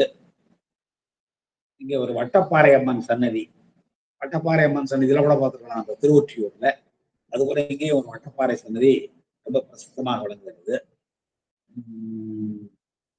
இங்கேயும் கூட இந்த அம்பாள் சன்னதியில யாராவது பொய் சாட்சி சொன்னாங்கன்னா அவர்களை பாம்பு தீண்டி விடும் என்ற ஒரு அச்சம் ஊட்டுகிற அசையாத நம்பிக்கை மக்களுக்கு இருந்து வருகிறது. ஒரு சிறப்பு என்னன்னா, இந்த தளத்துல ஒரு கல்வெட்டு, அந்த கல்வெட்டு வழியாக செய்கிற நான் கோயிலை பற்றி எல்லாம் சொல்ல, எங்க எந்த சாமி இருக்கு, அப்ப கோஷ்டத்துல என்ன இருக்கு, கருவறை எப்படி இருக்கு நான் சொல்லல. அதுபோல சொல்ல, இத்தலத்துல உள்ள ஒரு கல்வெட்டின் வாயிலாக தெரிந்து கொள்ள செய்தி என்னன்னா, இந்த காலசந்தி, உச்சிக்காலம், சாயரட்சையில் சொல்லப்படுகிற சந்திகள் தோறும் தேவார திருப்பதிகத்தை ஓதுவதற்கு கண் பார்வை இழந்த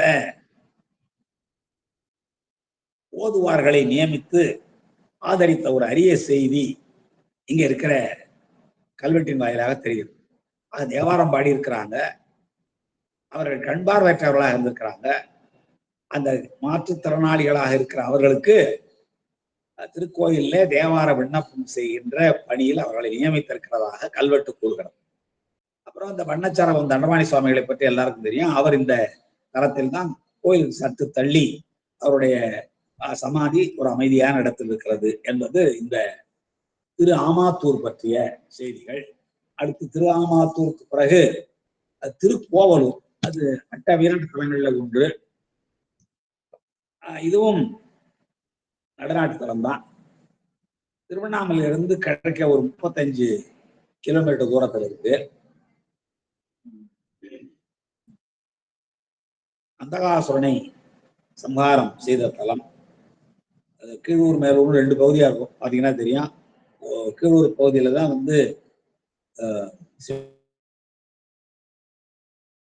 மேலூர்ல ஒரு பெரிய வைஷ்ணவ கோயில், பெருமாள் கோயில் இருக்கிறத நாம் பார்த்தோம். இந்த கோயில்ல இங்கேதான் ராஜராஜ சோழன் பிறந்த ஊர் என்ற ஒரு நம்பிக்கை இருக்கிறது.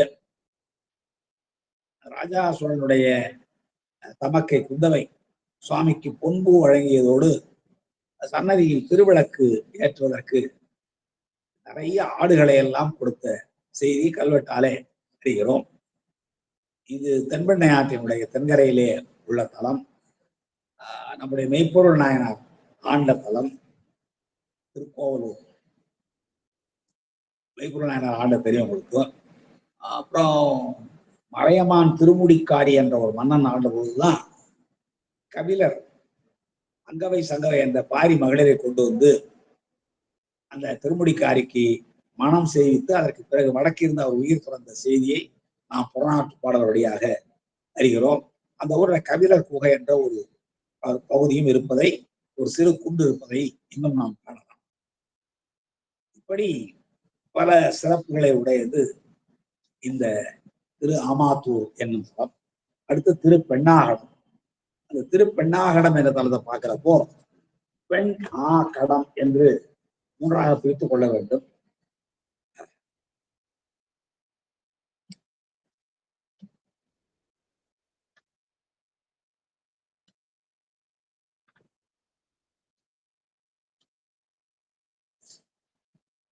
இந்த பெண்ணாகடத்து ஊர் பேர் பெண்ணாகடம், கோயில் பேர் தூங்கானை மாடம். தூங்கானை மாடம்னா தெரியும், சில கோயில்கள்ல சுவாமி சன்னதி கஜபிரஷ்ட வடிவில் அமைந்திருக்கும், யானை படுத்திருக்கிறது மாதிரி இருக்கும். கோயிலுடைய இந்த சுவாமி சன்னதியுடைய பின்பக்கம் யானையினுடைய பின்புறம் போல காட்சி அளிக்கும். அது பேர் கஜ பிருஷ்ட சன்னதின்னு சொல்லுவாங்க. அது போல இந்த திருக்கோயில் அமைந்திருக்கிறதுனால இது பேர் தூங்கானை மாடம் என்று பெயர். ஊர் பெயர் பெண்ணாகடம். ஏன் பெண்ணாகடம் பேர் வந்துச்சு அப்படின்னு சொன்னா, ஒரு அருமையான செய்தி. இந்திரன் பூஜைக்கு மலர்களை பறித்து வருவதற்கு முதல்ல தேவகன்னியர்களை அனுப்புவான். அந்த தேவகன்னியர்கள் எல்லாம் இந்த பெண்ணாகடத்துக்கு வந்து பெண்ணாகடத்துல இருக்கிற அந்த சுடற்குழுந்தீசர்,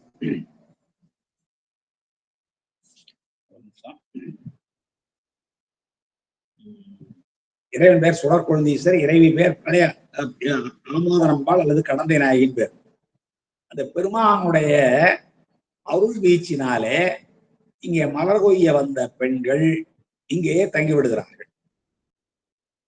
உடனே இந்திரன் பார்த்தா என்ன போன பெண்கள் எல்லாம் காணுமே என்று சொல்லி காமதேனு பசு அனுப்புறான். அது இங்க வந்த பிறகு அதான் பெண் ஆனா பசுமாடு, காமதேனு பசு, அது வருது. அது வந்த உடனே இந்த பெருமானுடைய அருள்ல மூழ்கி போய் அதுவும் திரும்பி தேவலோகம் போகாம இங்கே தங்கிடுது, தேவலோகம் போகாம இங்கே தங்கிடுது. அதன் பின்னாலே வெள்ளை யானை அனுப்புறான். கடம்னா யானை, கடம் முழுகுகின்ற யானை, அது ஆகுபெயராக வெள்ளை யானையை குறிக்கும். அதை அனுப்புறான். அதுவும் இங்க வந்து தங்கிடுது. அதனாலதான் ஒரு பேர் பெண்ணாகடம் என்று பெயர் வருது. இதுதான் நம்முடைய கைதடிந்த வரிசலையான் கலிக்கம்பன் கலியன் என்று நம்முடைய பாடுவார் அல்லவா, அந்த கலிக்கம்ப நாயனாருடைய தலம் இந்த தலம். இந்த கோயில் வந்து தூங்கானை மாட கோயிலாக அமைந்திருக்கிறத போய் பார்க்கலாம். கர்ப்பாலயத்தில் ஒரு சிறப்பு, நேர்வாயிலை தவிர அந்த 3 பக்கங்களிலும் சாளரங்கள், ஜன்னல்கள் போல, பலகணிகள் போல அமைந்திருக்கிற அமைப்பை நாம் இங்கே பார்க்கலாம். சித்திரை சதயத்துல இங்கே அப்பர் சுவாமிகளுக்கு விழா நடைபெறுவது இன்றும் காணக்கூடிய மிக சிறந்த நிகழ்ச்சி. இங்கேதான் அப்பர் சுவாமிகளுக்கு சூலக்குறி, இடமக்குறி ஆக 2ம் பொறிக்கப்பட்டது என்ற செய்தியை நாம் அறிந்து கொள்ள முடியும்.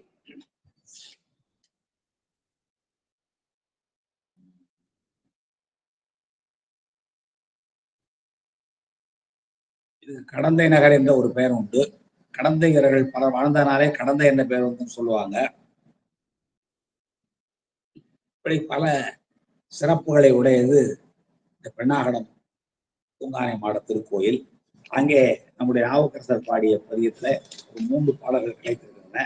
அந்த பதியத்துல ஒவ்வொரு பாடலாக, அந்த பதியத்துல மட்டும் 3 பாடலையும் பார்க்கிறோம். பிற பதியங்கள்லாம் ஒவ்வொரு பாடலை பார்த்துவிட்டு இன்றைய வகுப்பை நாம் நிறைவு செய்யலாம் என்று கருதுகிறேன். முதல்ல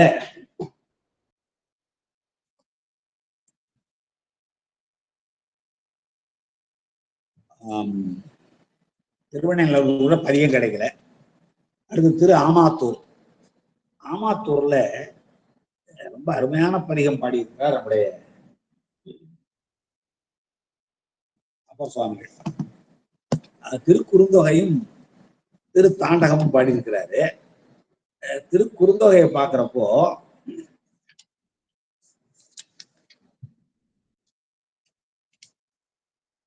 மாமாத்தாகிய மாலையன் மால் ஒடு தாமாத்தேடியும் காண்கிலர் தாழ்முடி ஆமாத்தூர் அரணே அருளாய் என்றென்று ஏமாப்பெய்தி கண்டார் இறையானே என்று நேர்மையாக சொல்றார். அதாவது இந்த மாலும் பிரமதேவனும் மயக்கம் கொண்டு, அறியாமை மயக்கம் கொண்டு, தன்னுடைய அறியாமையை தெரிந்து கொள்ளாமல் தாமாகன்னா இறைவனுடைய அருளை பெறாமல் தாமாகவே, நம்ம பசுபோதம் சொல்லுவோம் இல்லைங்களா, ஆன்ம போதம் சொல்லுவோம் இல்லையா, அது ஏன்னா அவங்களும் உயிர் வர்க்கம் தானே. திருமாலாகட்டும் பிரம்மனாகட்டும் அவங்க எல்லாம் உயிர் வர்க்கம் தான். அதனால அவர்களும் தாமாக தேடுகிறார்கள், பசுபோதம் கொண்டு தேடுகிறார்கள். யாரை தேடுகிறார்கள்? பெருமானை தேடுகிறார்கள். ஆமாத்தூர் அரணை தேடுகிறார்கள். மாமாத்து ஆகிய என்றால் மிக பேர் அறியாமை. மாத்து என்றால் அறியாமை.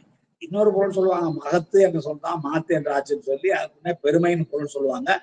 அப்படி பெருமைக்குரியவர்களாகிய திருமாலும் பிரமதேவனும் என்றும் கூட பொருள் சொல்லுவார்கள்.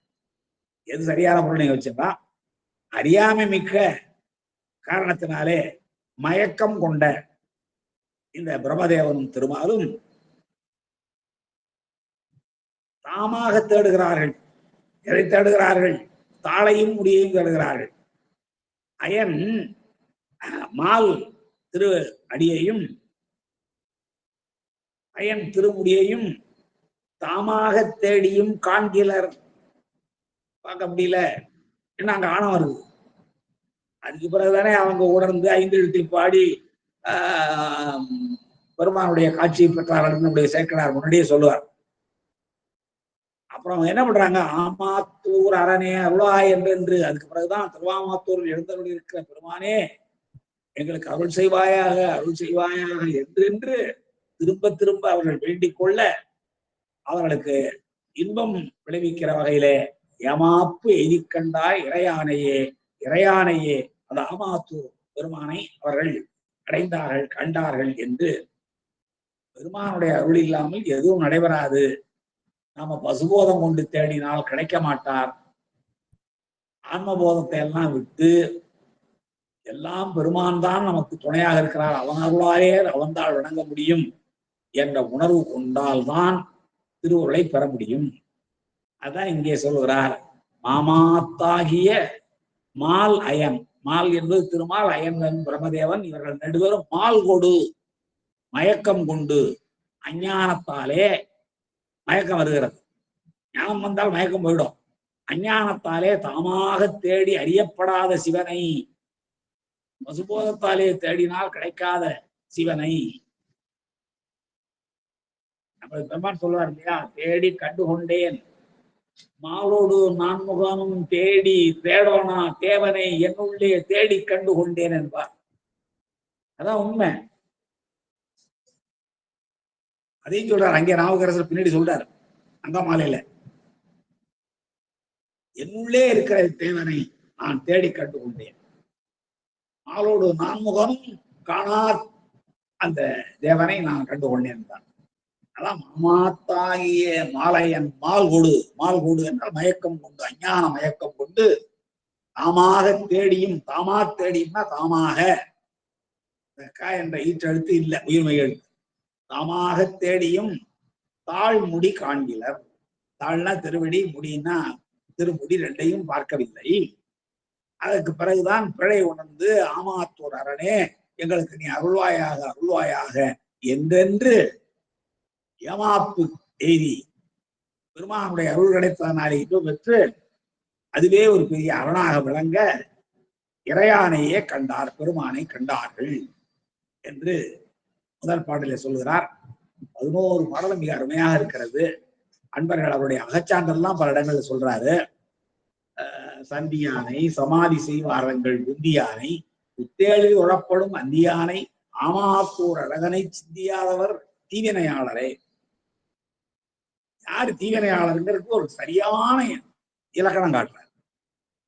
சிவ சிவ என்கிறர் தீவினையாளர் திருமூலர். அதை இங்க சொல்றாரு பாருங்க. சந்தியானை காலை நண்பகல் மாலை என்று சந்திகள் தோறும் வழிபாடு செய்கின்ற இறைவனை, சமாதி செய்வார்கள் புத்தியானை. சமாதி செய்தல்னா தியானித்தல். அந்த அட்டாங்க யோகத்துல வரும் இல்ல சமாதி, அந்த சமாதி தான் தியான பொருளாக இருக்கிற பெருமானை, புத்த எளில் தொழப்படும் அந்தியானை, தேவர்களால் வணங்கப்படுகின்ற அந்தி வண்ணனும், அழல் தீன் அழகிய தீன் உருவானை அந்தியானை, தீயான் என்று கொள்ளலாம். ஆமாத்தூர் அழகனை, பெருமானுக்கு பேரே அழகரதான் பேரு. ஆமாத்தூர் அழகனை சிந்தியாதவர், யாரெல்லாம் சிந்திக்கவில்லையோ அவர்கள் தீவினையாளர். அதான் ஒரு திருத்தாண்டத்துல சொல்வார், சேராதார் தீநெறிக்கே சேர்கின்றாரே, திருவடியை சேராதவர்கள் தீநெறியை தேடுகிறார்கள் என்பது பொருள். இப்படி 11 பாடல்களையும் அற்புதமான கருத்துக்கள் அமைந்திருக்கின்றன. அவற்றை எல்லாம் சொல்வதற்கு எனக்கு நேரம் இல்லை. 5வது பாட்டுல சொல்றாரு, ராமனும் வழிபாடு செய் ஈசனை நிராமயந்தனை நாளும் நினைவினே. குராமன்னும் குழலால் ஒரு குரலாம், குறவ மலர் கூத்து சூடி இருக்கின்ற கூந்தலை உடைய உமையம்மையாரை ஒரு கூறியில் பெற்றவரும், அராமன்னும் சடையான் பாம்பை அணிந்திருக்கிற சடாமுடிய உடையவரும், திருஆமாத்தூர் என்னும் திருத்தலத்திலே ராமனும் வழிபாடு செய் ஈசனை, ராமபிரானும் வழிபாடு செய்த, ராமபிரான் நாம் கடவுள் நினைக்கிறோம், அவரே வழிபாடு செய்கிறாலும் ராமனும் என்பது உயர்வு சிறப்பு உண்மை. ராமனும் வழிபாடு செய் ஈசனை இராமயந்தனை, எந்த மதங்களும் மற்றவனை பெருமானை நாளும் நினைவினே, நாள்தோறும் நினையுங்கள் என்று 5வது பாடல்ல அப்பர் சுவாமிகள் நமக்கெல்லாம் உபதேசம் செய்கிறார். நான் நினைந்த அகச்சான்றாக பாருங்க, 9வது பாட்டுல எல்லா பாட்டும் அற்புதமான பாட்டுங்க. 9வது பாட்டு பாருங்க, குண்டர் அறிவற்றவர்களாகிய சமணர்கள் பீலிகள் கொன்னும் குணமிலா மிண்டரோடு, கையில எப்பொழுதும் மயில் தொகை வைத்துக் கொண்டு அலைகிற குணமே இல்லாத மிண்டரோடு வலிமை செய்கின்ற அந்த வன்மையாளர்களோடு என்னை வேறுபடுத்து உய்ய கொண்டநாதன் என்னை வேறுபடுத்தினார். ஆனா அங்கதான் கடந்தேன், மிண்டனாக தான் கடந்தேன், மிண்டு செய்தேன், நிறைகள் செய்தேன். அப்படி கிடந்த என்னை அவர்களிடமிருந்து வேறுபடுத்து உய்ய கொண்டநாதன், நான் சைவம் சார்ந்து உய்தி பெறுவதற்கு எனக்கு துணையாக இருந்த பெருமான் யாரென்றால் குளிர் புனல் வீரட்டத்து அண்டனார், திருவீரட்டத்துல எழுந்தவர்கள் இருக்கிற பெருமான் தான். அவருடைய இடம் ஆமாத்தூர் அறியுங்கள் என்று தான் சமணர்களோடு சேர்ந்து பிறகு உயிர்ந்த அகச்சான்றை, வாழ்க்கை வரலாற்றை அகச்சான்றாக பாடி காட்டுகிறார் அப்பர் சுவாமிகள். இன்னும் வேடிக்கையெல்லாம் பாடுறார். வானம் சாடும் மதி, மதி வானத்தை சாடுதான். சாடுறதுன்னா மோதுறது, தாக்குவது. வானத்திலே இருள் இல்லாமல் இருளோடு சாடி நில ஒளியை பரப்புவதனாலே அந்த மதியை வானஞ்சாடு மதி என்றார். பதியம் முழுவதும் எல்லா பாட்டும் சொல்லுங்கிறதா என்னுடைய ஆசை, முடியல. வானஞ்சாடும் மதி, அரவத்தோடு பாம்போடு தான் அஞ்சாது உடன் வைத்த சடையிடை பெருமான் தேனஞ்சாடுகிறார். தேனஞ்சாடுவது என்பது பஞ்சாமிர்த விஷயம். தேனும் வாழைப்பழமும் பாலும் தயிர நெய்யும். நம் பழனியில போய் பார்த்தீங்கன்னா தேனும் சர்க்கரையும் நெய்யும் இருப்பாட்சி மலைப்பழத்தையும் திராட்சையையும் சேர்த்து செய்வார்கள். அப்படிப்பட்ட தேனஞ்சாடிய தேன்தோலாக விளங்குகிற பஞ்சாமிர்தத்தை அபிஷேகம் கொள்ளுகிற பெண்களோடும் தென்னையில் விளைகின்ற இளநீர் அபிஷேகம் கொள்ளுகிற ஆனஞ்சாடிய, ஆனஞ்சாடுவது என்பதுதான் தெரியும், பால் தயிர் நெய் கோமலம் கோசலம். அப்படிப்பட்ட அமாத்தூர் ஐயனே என்று விழித்து பெருமானுடைய சிறப்புகளை எல்லாம் சொல்லுகிறார். இன்னும் இந்த பதியத்துல நிறைய பாடல்கள் அருமையாக இருக்கிறதா, அவற்றை எல்லாம் படித்தறிந்து கொள்ளுமாறு வேண்டுகிறேன். அடுத்து அந்த திருஆமத்தூர்ல ஒரு அகத்துறை பதியம் ஒண்ணு பாடியிருக்கிறார். ரொம்ப அருமையான பதியம். திருக்கழிப்பாளைய பாடுவார், வனபவள வாய்திறந்து வானவர்க்கும் தானவரே என்கின்றாள். அந்த பதியத்தில் அந்த பாட்டெல்லாம் படிச்சா கீழே வைக்கவே மனசு வராது. அப்படிப்பட்ட அற்புதமான பதிகம் அகத்துறை பதியம். 3 பேரும் பாடியிருக்காங்க, 4 பேருமே பாடியிருக்காங்க, 27 பேருமே பாடியிருக்கிறாங்க.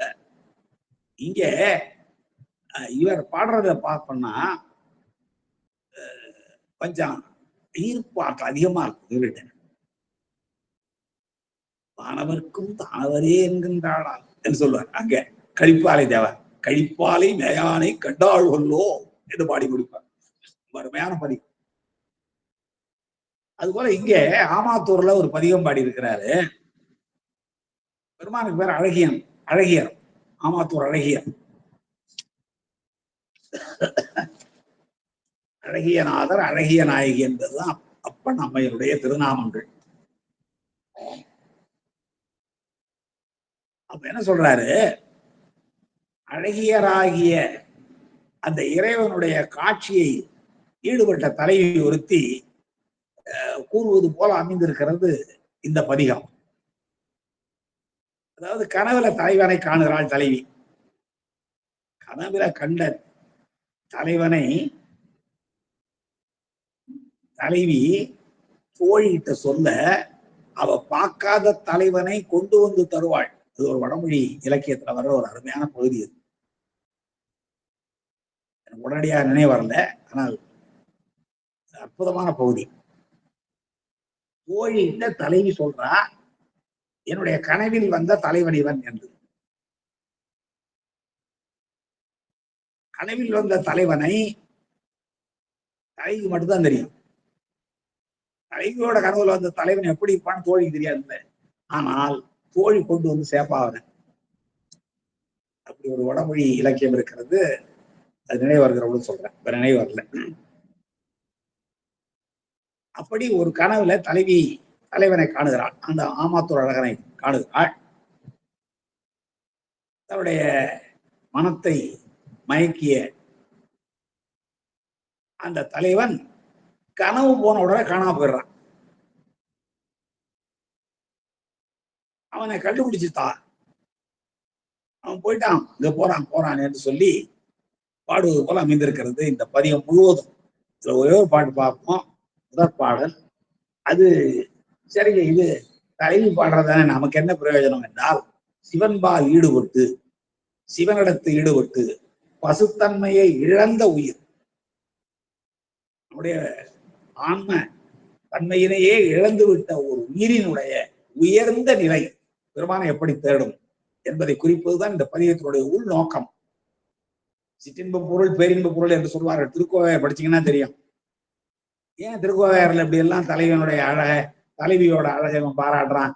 என்ன அது சொன்னா இது காம நூலா என்றால் இல்லை, அது சிற்றின்ப பொருளை நாம படிக்கிறதுக்கு உணர்த்தி அதன் வழியாக பேரின்ப பொருளை தருவது.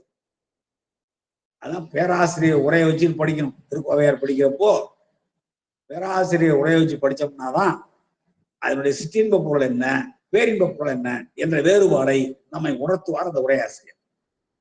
சரிங்க, அது போகட்டும். அது போல இந்த பாட்டிலையும் தலைவி கண்ட தலைவன் கனவில கண்ட தலைவன் கனவில வாராமல் போகிற பொழுது அவர் வருந்தி பாடுவது போல இந்த பதிகம் முழுவதும் உள்ள பாட்டு அமைந்திருக்கிறது. அதுல ஒரு பாடல், முதல் பாடலை பார்க்கிறோம். அருமையான பாடல். வண்ணங்கள் தாம்பாடி வந்து நின்று, வண்ணங்கள் தாம்பாடி வந்து நின்று வலி செய்து வளை கவர்ந்தார். இப்படிதான் பண்டு விட்டார் அந்த தலைவன். என்ன பண்ணானா, நல்ல இனிமையான இசையில வெவ்வேறு வகையான ஓசைகள் எல்லாம் விளங்குமாறு வகைப்பாடு செய்து இசைப்பாட்டு பாடி எனக்கு முன்னாடி வந்து நின்று வலி செய்து என்னுடைய உள்ளத்தை தன்பால் ஈர்த்து வளை கவர்ந்தான். நான் அந்த கவர்ச்சியில ஈடுபட்டதுனாலே உடம்பு இழைத்து போய் என்னுடைய வளையங்கள் எல்லாம் கலந்து போயின. அது சொல்ற பாருங்க, வண்ணங்கள் தாம்பாடி வந்து நின்று வலி செய்து வளை கவர்ந்தார் வகையால் நம்மை கண்ணம்பால் நின்ற இது கனலை பேசி, தன்னுடைய கண்ணம்பினாரே நம்முடைய விருப்பத்தை தூண்டுமாறு, இச்சையை தூண்டுமாறு பேசி, அந்த தாரகாவன முனிவர்கள் பத்திரிகள் எல்லாம் எப்படி வீழ்ந்தார்கள் என்பதை நாம் இதுல ஒப்பிட்டு பார்த்து அறிந்து கொள்ளலாம். அவங்கள பாடல, ஆனா அப்படி எல்லாம் அவர்கள் விழுந்து போனதற்கான காரணம் வண்ணங்கள் தாம்பாடி வந்து நின்று. வண்ணம்னா இசை வேறுபாடு, இசை பாட்டு, அது ஓசை நிகர்ப்பத்தோட பாடுவது, அதான் வண்ணம். பல்வேறு வண்ணங்கள் பாட்டுல உண்டு. ஆனா என்னுடைய பாடி பார்த்திருக்கிறோம்.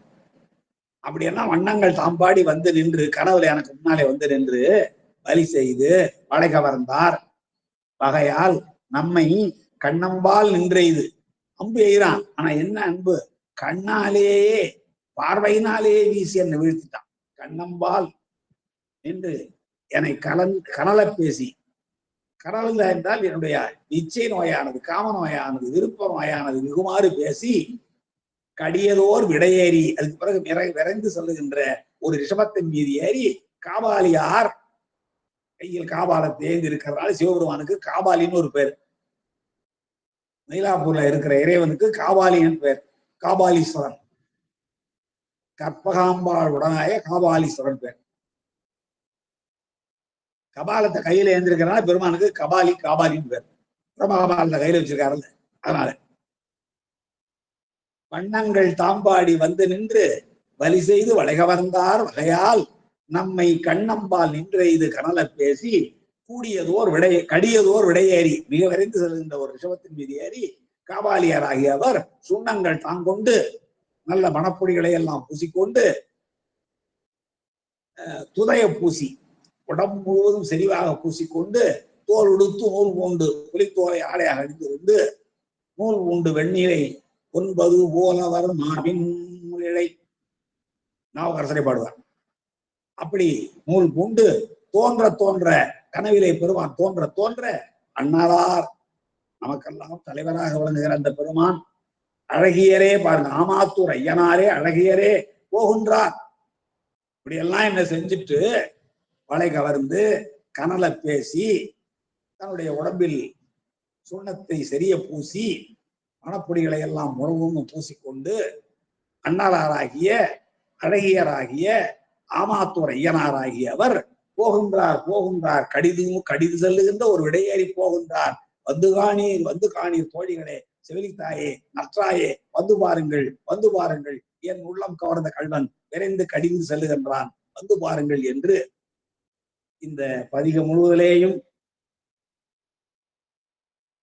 ஆமாத்தூர் அடிகள் போகின்ற செய்தியினை, இவருடைய உள்ளம் கவர்ந்து போகின்ற செய்தியினை திரும்ப திரும்ப பாடி காட்டுகிறார் நாவுக்கரசர்.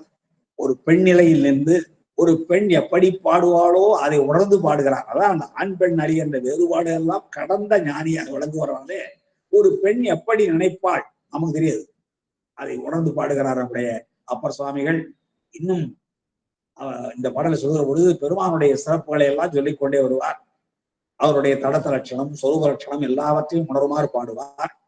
அவர் ஒன்றாலும், அது உருளுடைய தேர் புறவியோடு யானை ஒன்றாலும் குறைவில்லை. சாமி என்ன குறையில்லை, சுடுகாட்டுல நள்ளிருளில் நட்டம் பைந்தாடுகிற நாதனுக்கு ஊருடைய தேர், பெரிய சக்கரங்கள் பூட்டப்பட்ட பெருந்தேர், ஆழித்தேர் மாதிரி புறவி, மிகப்பெரிய குதிரைகள். மதுரையில குதிரை வாணியராதனா வர்றாரு. தேவலோகத்தில் இருக்கும் உச்சி சிறதை விட மிகச் சிறந்தது யானை. தெரியும் உங்களுக்கு, ஐராவணம் நன்றாக நாம் சிந்திக்க வேண்டும். ஐராவதம் இல்லை, ஐராவதம் என்பது வெள்ளை யானை, வேறு 4 கொம்புகளை உடைய இந்திரனுடைய யானை. ஆனால் இந்த ஐராவணம் என்பது பெருமான் ஏறி வருகின்ற 1000 கொம்புகளை உடைய யானை. ஐராவணம் ஏறாதே ஆனேரேறி அமரர் நாடு ஆளாதே ஆரூர் ஆண்ட என்று அப்பர் சுவாமிகள் அவருடைய சிறப்பை மீண்டும் பாட இருக்கிறார். அப்படி உருளுடைய தேர் புறவியோடும் யானை ஒன்றாலும் குறைவில்லை. எங்க சாமிக்கு என்னையா குறை, ஒரு குறையும் இல்லை.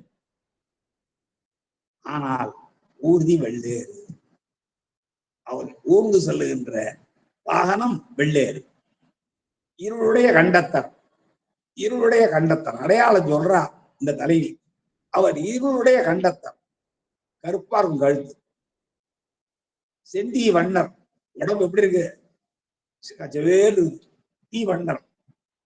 இமையவர்கள் தொழுதேத்தும் இறைவனார், தேவர்களெல்லாம் வழிபாடு செய்கின்ற தலைவன். தாம் பொருளுடையர் அல்லர் இலரும் அல்லர், எல்லா பொருளையும் உடையவரும் இல்லை, இல்லாதவரும் இல்லை. எப்படிப்பட்ட முரண்தன்மை பாருங்க, எல்லாற்றையும் உடையவர், எல்லாவற்றையும் இல்லாத.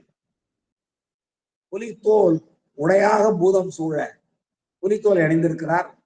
பூதகணங்கள் சூழ்ந்து கொண்டிருக்கின்றன.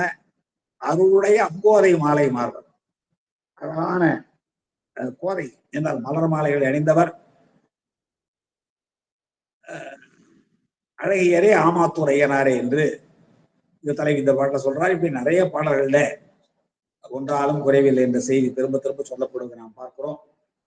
அடுத்து திருக்கோவலூர் வீராட்டம், திருப்பெண்ணாகடம் ஆகிய தலங்களில் அவர் பாடிய பதிகத்தின் ஒவ்வொரு பாடலை வருகின்ற வகுப்புகளில் சிந்திக்கலாம் என்று சொல்லி, இதுவரை கேட்டிருந்த சைவ தமிழ் சார்ந்தவர்களுக்கு என்னுடைய பணிவார்ந்த நன்றியினை வாழ்த்தினை வணக்கத்தினை தெரிவித்து நிறைவு செய்கிறேன். நன்றி, வணக்கம். திருச்சி.